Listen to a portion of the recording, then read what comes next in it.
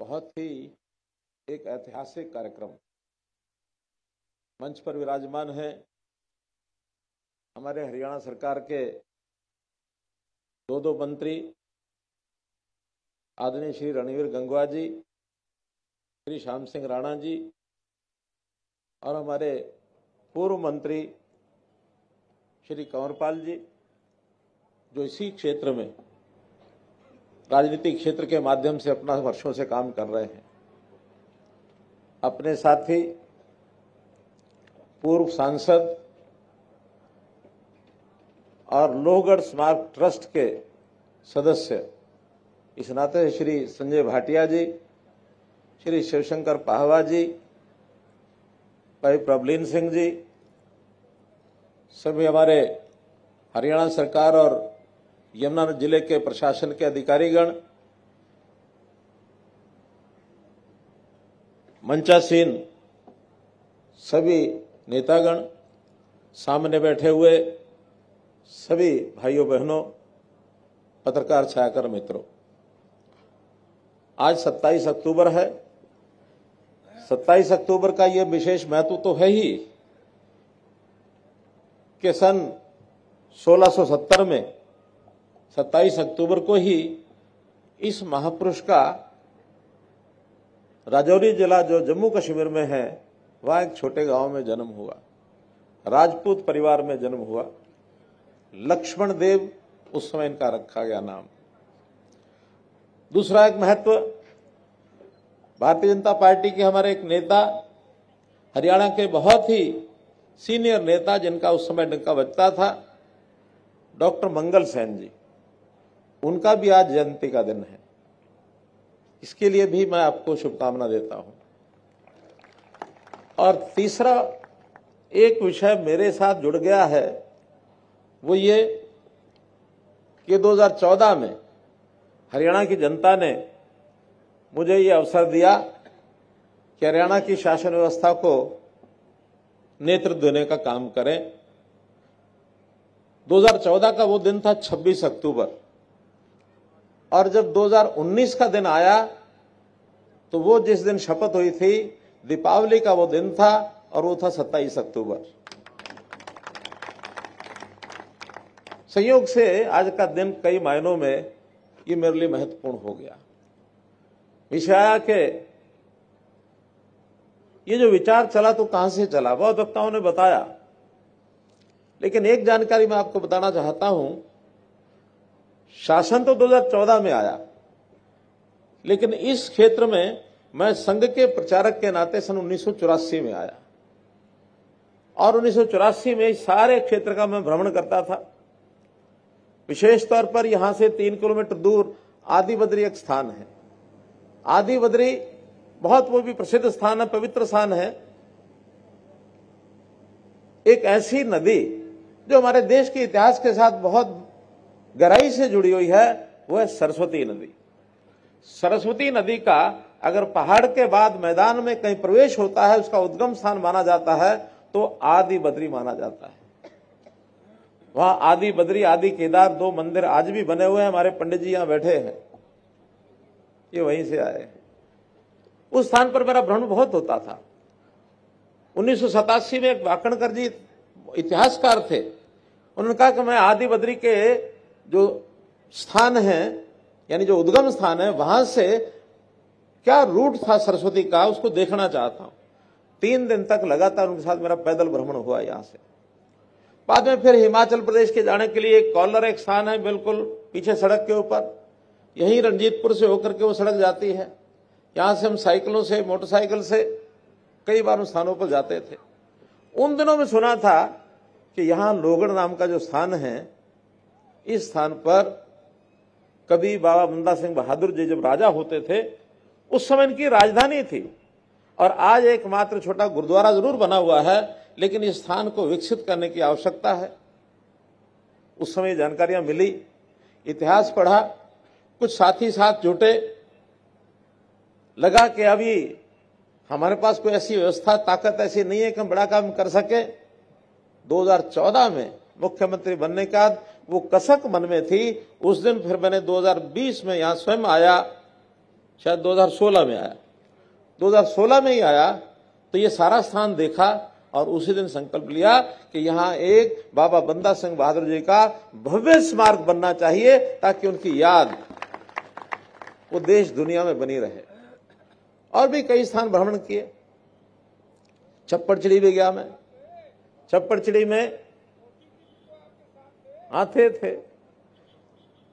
तो छप्पड़चिड़ी में बाबा साहब ने उस समय वहां भी युद्ध किया, बड़ा युद्ध हुआ था वहां। तो उनके जितने स्थान थे उनका इतिहास जब जानना शुरू किया, उस इतिहास में पता लगा कि जब वो बालक थे, राजपूत परिवार में रहने के कारण से शायद शिकार का करने का शौक था, तो शिकारी बन के जंगल में घूम रहे थे और शिकार एक तीर चलाया, हिरणी के गर्भ के ऊपर लगा। हिरणी का शिकार करना था और जब गर्भ पर तीर लगा तो गर्भ फट गया और हिरणी तो ढेर हो गई, लेकिन वहां कुछ हिरणी के बच्चे पेट में से निकले, तड़प तड़प के मरते हुए देखे उन्होंने। जब इस प्रकार का कोई दृश्य सामने देखता है, अच्छा भला आदमी पिघल सकता है, लेकिन उनके मन में भावनाओं से ओतप्रोत थे वो, तो भावना प्रभावी हो गई और उसी समय आगे शिकार का त्याग भी छोड़ दिया, घरबार छोड़ दिया और त्यागी बनकर के, सन्यासी बनकर के चनाब किनारे रियासी में एक स्थान पर पेड़ के नीचे तपस्या शुरू कर दी। रियासी बिल्कुल पास ही है। आज भी उस स्थान पर अगर रियासी में हम जाएंगे, बाबा बंदा सिंह बहादुर जी के नाम से आज भी वहां गुरुद्वारा बना हुआ है। आगे चल करके जब वो तपस्या करते करते उनको लगा कि थोड़ा और आगे बढ़ा जाए, वहां शायद तपस्या में उनको कुछ विघ्न आने लगा होगा, क्योंकि आसपास जानकार लोग थे, सब आड़ा जाड़ा शुरू कर दिया। और जब ऐसे संतों सन्यासियों को कोई विघ्न पड़ता तो कुछ और सोचते हैं। चल पड़े, दक्षिण की ओर चल पड़े। 6 महीने की पैदल यात्रा के बाद गोदावरी किनारे नांदेड़ साहब, वहां जाकर के अपनी धुनी जमा दी। उस समय तक नाम माधोदास वैराग्य हो गया। वैराग्य ले लिया तो नाम वैराग्य हो गया। वर्षों वैराग्य से अपने जीवन को तप कर रहे थे, कुछ शक्तियां भी प्राप्त हुई थी, उस इलाके में बहुत नाम था उनका। और हम जानते हैं 1708 से पहले जब गुरु गोविंद सिंह जी की आयु थोड़ा ज्यादा हो गई थी। उनकी आयु उस समय कितनी मुझे ध्यान तो नहीं है, लेकिन उनको किसी ने बताया कि एक इसी इलाके का एक बहुत ही वीर पुरुष, भक्ति भाव से ओतप्रोत सन्यासी बनकर के वहां भक्ति लीन बैठा हुआ है, माधोदास वैरागी। संतों को, क्योंकि गुरु गोविंद सिंह जी भी सेना वृत्ति के भी थे, संत वृत्ति के भी थे, तो संत और सैनिक दोनों भाव गुरु गोविंद सिंह जी में थे। जब उनको पता लगा कि ये व्यक्ति भी ऐसा ही है, उनको मिलने के लिए वहां पहुंच गए। कहीं जाकर एक जगह डेरा लगाया तो उनको याद किया और वो चल करके अपने आप पहुंचे माधोदास वैरागी। और माधोदास वैरागी गुरु गोविंद सिंह जी को पहचानते ही, जो शक्तियां होती हैं वो एक दूसरे को पहचान लेती हैं, उनके पैरों में गिर पड़े कि महाराज आप यहां कैसे? उन्होंने कहा कि मैं तुझे ढूंढने आया हूं। मैंने एक काम तुम्हारे जिम्मे लगाना है कि तुम उस काम को अपने जिम्मे ले करके उत्तर भारत में जाओ। बहुत जुल्म हो रहे हैं समाज पर। उस समय का जुल्म हमको पता है। दुनिया को जीतने के लिए मुगल निकले, उनका सारी दुनिया पर हम अपना राज्य करेंगे, कोई भी तरीका होगा, साम दाम दंड भेद, पूरी दुनिया पर अपना राज्य करेंगे। भारतवर्ष में उस समय रियासतें थी छोटी छोटी, सब रियासतों पर आक्रमण करना शुरू कर दिया। गुरु गोविंद सिंह जी ने मुकाबले किए, मुकाबले में अपने बच्चों को वार दिया। 2 बच्चे हमको पता वीरगति को प्राप्त हुए लड़ाई में लड़ते हुए, 2 बच्चे जिंदा दीवार में चुने गए। पिताजी को कश्मीर के हिंदुओं पर आक्रमण हो रहा था, उनको मजबूर किया जा रहा था कि तो मुसलमान बन जाओ। तो गुरु तेग बहादुर जी ने कहा कि किसी महापुरुष को बलि देनी पड़ेगी। उस समय गुरु गोविंद सिंह जी कहते हैं, पिताश्री आपसे बड़ा महापुरुष और कौन हो सकता है? पिता को प्रेरणा देने के लिए गुरु गोविंद सिंह जी ने यह वाक्य बोला तो गुरु तेग बहादुर जी ने कहा कि ठीक है पुत्र, मैं बलिदान दूंगा। उनकी भी अभी 350 साल गुरु तेग बहादुर जी का मनाने जा रहे हैं, सारे देश भर मनाई जा रही है। लेकिन मैं एक इतिहास को जोड़ रहा हूं कि वो संघर्ष जो उस समय था मुगलों के साथ देश में कोने कोने में हो रहा था। उस संघर्ष में गुरु गोविंद सिंह जी ने तलवार उठाई, देग उठाई। पश्चिम में शिवाजी महाराज वो अपने उस युद्ध में लगे हुए थे। महाराणा प्रताप राजस्थान के एरिया में मुगलों से लड़ाई लड़ रहे थे, कहीं अकबर से, कहीं औरंगजेब से। उस काल के अंदर एक जागृति सारे देश में आई थी कि हमने देश को आजाद कराना है। इस आजादी की लौ में ये सारा घटनाक्रम घटा और फिर गुरु बाबा बंदा सिंह बहादुर उस समय गुरु गोविंद सिंह जी की प्रेरणा से और उत्तर भारत में आए कि मैं जाके देखता हूं और जुल्मों का प्रतिकार, जुल्मों का बदला लेने का काम गुरुजी महाराज मैं करूंगा। तो एक सैनिक बनकर के वहां से चले। ये बात भी अच्छी प्रकार से विदित सबको है कि उस समय कोई गुरु बनने की बात नहीं थी। गुरु गोविंद सिंह जी 10वें पातशाही 10वें गुरु थे और बाद में निर्णय किया कि अब आगे से देहधारी गुरु कोई नहीं होगा। गुरु ग्रंथ साहब जी हमारे फाइनल अंतिम गुरु वही कहलाएंगे, आगे गुरु परंपरा में और कोई गुरु नहीं होगा।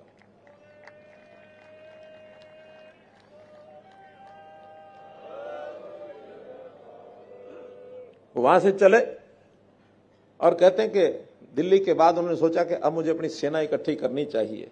वहां से जो चले तो सैनिक नहीं थे उनके पास, अकेले ही थे। सबसे पहला पड़ाव जैसा विषय आता है कि सोनीपत में एक खांडासेरी गांव है। खांडासेरी गांव में आकर के नौजवानों को इकट्ठा किया, विषय बताया, वहां रुके। वहां भी आज गुरु साहब का गुरुद्वारा बना हुआ है।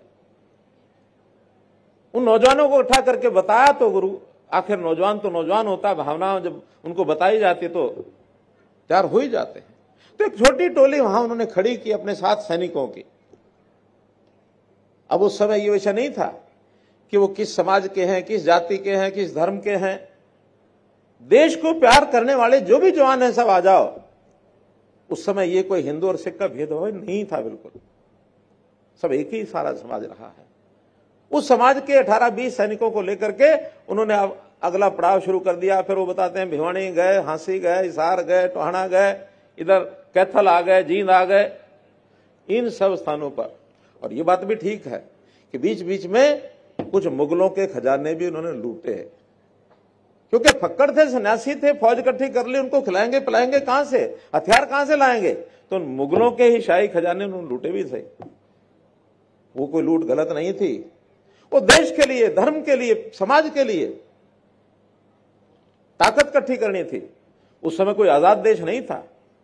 हमारा देश मुगलों के गुलाम अधीन होता चला जा रहा था। मुकाबला करना तो हर तरीके से करना है।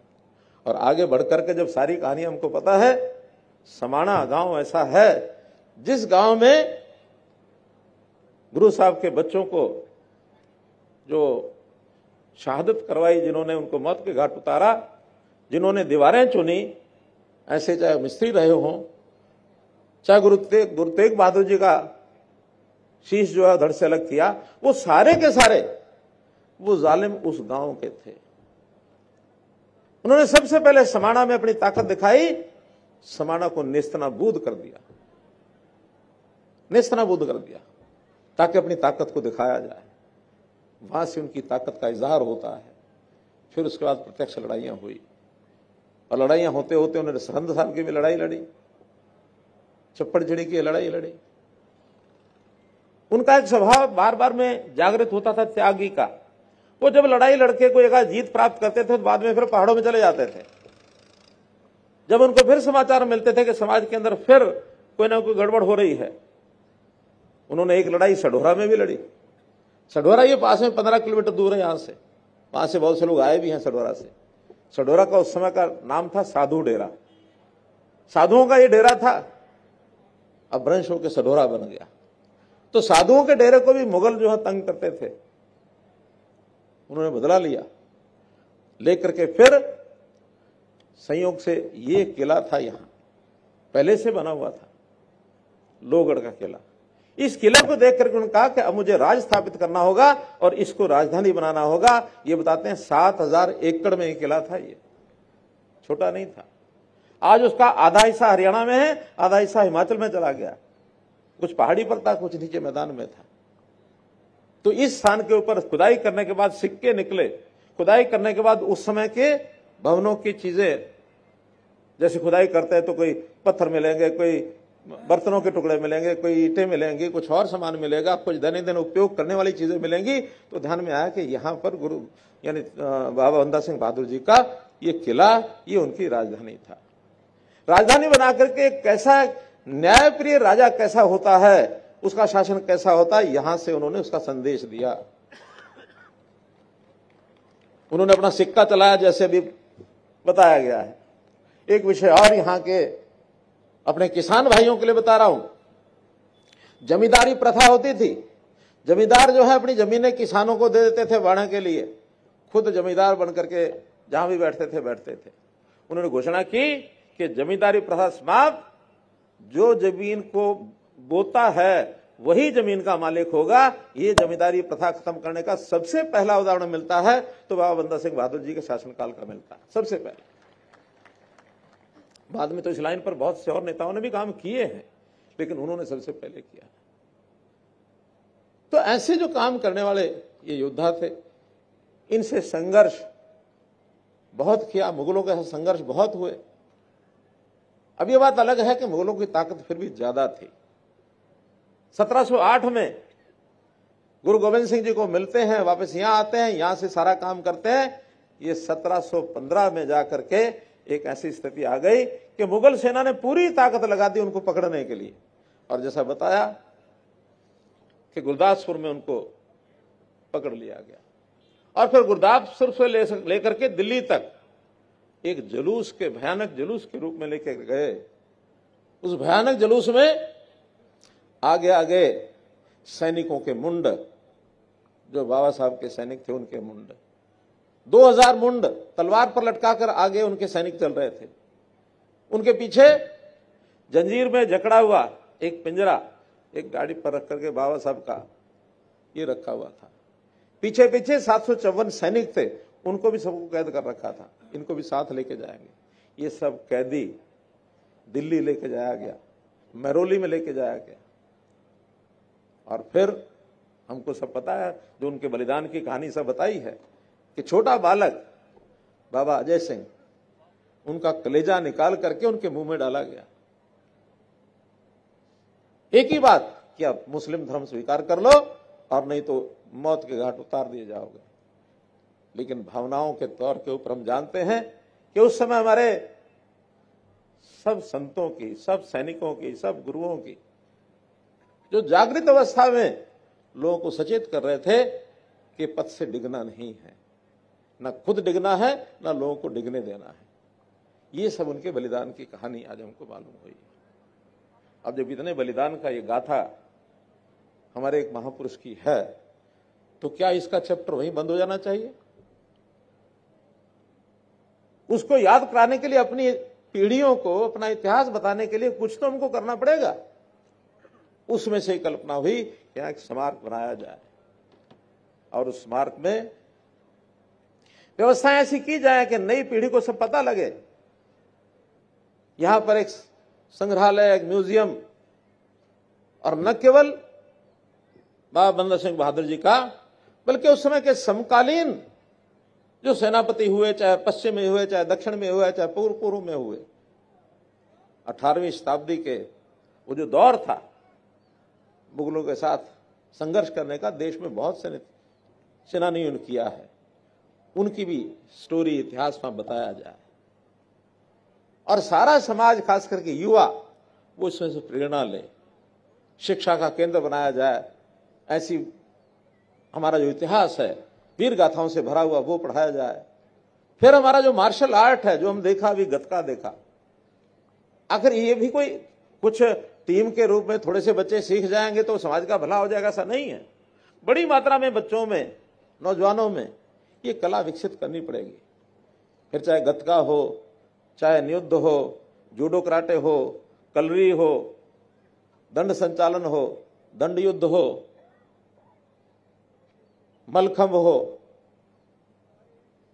योगासन भी अपने आप में शरीर को मजबूत करने के लिए एक विधा है। तो ये सारी विधाओं का एक मार्शल आर्ट स्कूल भी बनाया जाए, गुरु साहब का एक प्रतिमा लगा करके उनके जीवन को यानी प्रेरणादायी बनाया जाए, लोगों को इतिहास बताया जाए, टूरिस्ट स्थान बने, लोग भी आएंगे देखेंगे, एक कोई अतिथि गृह बनाया जाए। एक सामाजिक धरातल पर इस स्थान का विकास हमको करना है। यहाँ गुरुद्वारा साहब पहले से है बने हुए, एक पहले बना हुआ है, एक नया और भी एसजीपी साहब ने बनाया है, संगठन ने बनाया है, लेकिन यहाँ इतिहास को देखते हुए एक प्रेरणा का स्थल ये बने, सामाजिक एकता के रूप में ये बने, इसके लिए आगे बढ़ रहे हैं। और इसके लिए आगे बढ़ने के लिए बहुत से लोग जुड़े हैं इसमें। एक ट्रस्ट बना है, सब लोगों ने मिलकर के उस ट्रस्ट का चेयरमैन मुझे बनाया है। हालांकि मैं कह रहा था अभी और किसी को बनाया कि नहीं, आपने इसकी कल्पना की है। एक विषय और भी जो सब बोल रहे हैं वो ठीक बात है, क्योंकि उस समय की कोई वंशावली के नाते कोई लाइन तो नहीं मिलती है, लेकिन चूंकि परिवार जो है वो इस आस्था से जुड़ा हुआ है। बंदई सिख के नाते मान्यता यह है कि जो उस समय जितने सैनिक थे शहीद हुए, जो 754 सैनिक साथ चले, उन सब ने मिलकर के बाबा बंदा सिंह बहादुर की आस्था को आगे बढ़ाया और एक बंदई सिख परंपरा ये चलाई। और बंदई सिख परंपरा को हमारा परिवार मानता रहा है, आज भी वो परंपरा चल रही है। हमारे बाबा साहब भी उसी परंपरा में से हैं और बहुत लोग हैं। रोहतक में सोढ़ी साहब जो उस परंपरा को प्रतीक रूप में जो मुखिया है उस परंपरा के, आज भी उनको भी पीछे बुलाया था, वो भी आएंगे। तो ऐसे समाज के अंदर बहुत लोग ऐसे हैं जो उस परंपरा को बनाए रखे, लेकिन केवल उन्हीं तक सीमित नहीं रखना है इसको, चाहे वो परंपरा को माने ना माने, लेकिन कम से कम इस योगदान में, यानी उनकी प्रेरणा को आगे बढ़ाने के लिए समाज को जो देन है, उस देन को आगे बढ़ाने के लिए योगदान सबका जरूरी है। मैं ऐसे अवसर पर धन्यवाद करना चाहूंगा भगवानपुर पंचायत का। यहां कोई है लोग भगवानपुर के? सरपंच साहब बैठे हैं, इधर बैठे। इन्होंने ऑफर की, ये जमीन जो है 20 एकड़ ये इन्होंने दी, भगवानपुर पंचायत ने दिया। भगवानपुर पंचायत की जमीन है।